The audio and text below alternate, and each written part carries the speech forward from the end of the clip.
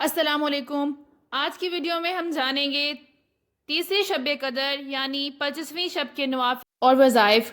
چلے تو video start کرنے سے پہلے اگر آپ نے میرے چینل کو سبسکرائب نہیں کیا تو سبسکرائب کر دیں اور بیل آئیکن کو بھی دبا دیں اور ویڈیو کو شیئر اور لائک کرنا مت بھولیے گا۔ شب قدر کی رات جسے لیلۃ القدر بھی کہتے ہیں، جس کا ذکر قرآن اور حدیث میں آیا ہے کہ 1000 مہینوں سے بہتر ہے اور اس میں قیام کرنے والوں کے لیے مغفرت ہی مغفرت ہے۔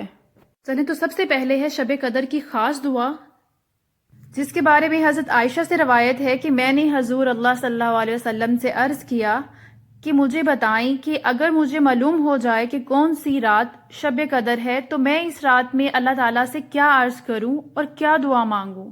آپ صلی اللہ علیہ وسلم نے فرمایا، یہ عرض کرو، اللہم انکا عفو کریم تحب العفو فاعف عنی، جس کا ترجمہ یہ ہے، اے میرے اللہ، تو معاف فرمانے والا اور بڑا کرم فرمانے والا ہے اور معاف کر دینا تجھے پسند ہے، بس تو میری خطائیں معاف فرما دے، آمین۔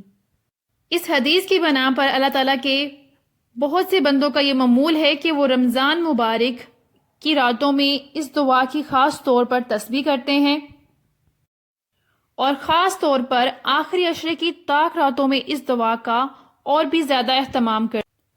اللہ تعالیٰ ہمیں عمل کی توفیق نصیب فرمائے۔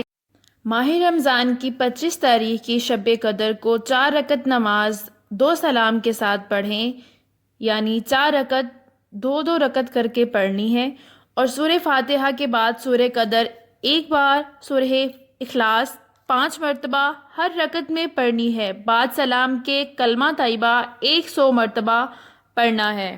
بارگاہ رب العزت سے انشاءاللہ بے شمار عبادت کا ثواب عطا ہوگا۔ اذان 25ویں شب کو 4 رکعت نماز 2 سلام سے پڑھیں، ہر رکعت میں بعد سورہ فاتحہ کے سورہ قدر 3 بار، سورہ اخلاص 3 بار پڑھیں، بعد اسلام کے 70 دفعہ استغفار پڑھیں۔ یہ نماز بخشش کے لیے بہت افضل ہے۔ اذان 25ویں شب کو 2 رکعت نفل نماز پڑھیں، ہر رکعت میں بعد سورہ فاتحہ کے 1 بار سورہ قدر اور 15 بار سورہ اخلاص پڑھیں، بعد سلام کے 70 بار کلمہ شہادت پڑھنا ہے۔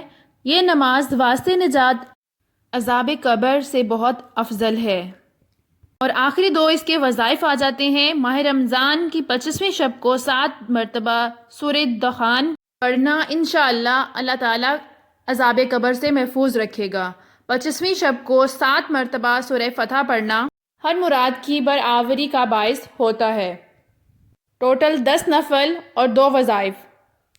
اللہ تعالیٰ آپ کی اور میری عبادات کو قبول فرمائے، آمین، اور ان طاق راتوں میں ہم زیادہ سے زیادہ قیام کرنے کی توفیق عطا فرمائے۔